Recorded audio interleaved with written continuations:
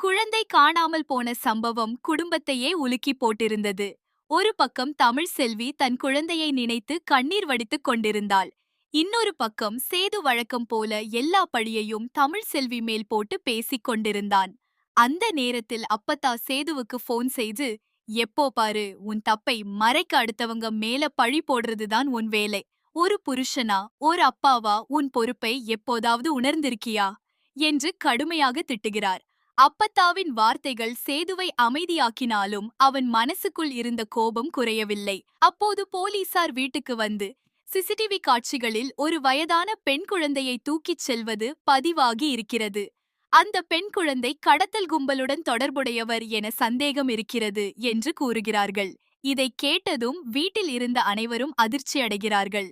அதே சமயம் வீட்டின் வாசலில் ஒரு கார் வந்து நின்றது. அதிலிருந்து ஆறுமுகமும் கண்மணியும் இறங்கி வருகிறார்கள். அவர்களுடன் ஒரு பெண் கையில் குழந்தையையும் தூக்கி கொண்டு வருகிறாள்.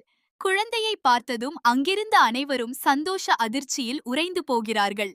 அது காணாமல் போன அதே குழந்தைதான். சேது உடனே குழந்தையை வாங்க கையை நீட்டுகிறான். ஆனால் அந்த நேரத்தில் தமிழ் செல்வியும் அப்பத்தாவும் அங்கே வந்து விடுகிறார்கள். அப்பத்தா குழந்தையை நேராக தமிழ் செல்வியின் கையில் கொடுத்து விடுகிறார். பல நாட்களாக உயிர் இல்லாமல் இருந்தவள் போல இருந்த தமிழ் செல்வி தன் குழந்தையை கட்டிப்பிடித்து அழுதபடி முத்தமிடுகிறாள்.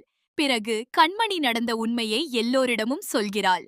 எனக்கு குழந்தை பிறப்பது மிகவும் கஷ்டம் என்று டாக்டர்கள் சொன்னார்கள். அதனால் நானும் ஆறுமுகமும் ஒரு குழந்தையை தத்தெடுக்க நினைத்தோம். அப்போதுதான் ஒரு வயதான பெண் குழந்தையை தருவதாக சொன்னார். இன்று காலை அவர் இந்த குழந்தையை எங்களிடம் கொண்டு வந்தார். ஆனால் குழந்தையை பார்த்தவுடன் எனக்கு ஏதோ சந்தேகம் வந்தது. விசாரித்த போது இது மருத்துவமனையில் இருந்து கடத்தப்பட்ட குழந்தை என்று தெரிந்தது. உடனே போலீசாருக்கு தகவல் கொடுத்து அந்த பெண்ணை பிடிக்க வைத்தோம் என்று கண்மணி கூறுகிறாள். உண்மை வெளிச்சத்திற்கு வந்ததும் சேதுவால் தலை நிமிர முடியவில்லை. அப்பத்தா அவனை பார்த்து, குழந்தை உன் முன்னாடி இருந்தப்போ கூட நீ தூக்கணும்னு நினைக்கல. இப்போ மட்டும் அப்பா பாசம் வந்த மாதிரி நடிக்காது என்று கடுமையாக பேசுகிறார். அதன் பிறகு தமிழ் செல்வி அனைவரையும் பார்த்து ஒரு பெரிய முடிவை அறிவிக்கிறார். இந்த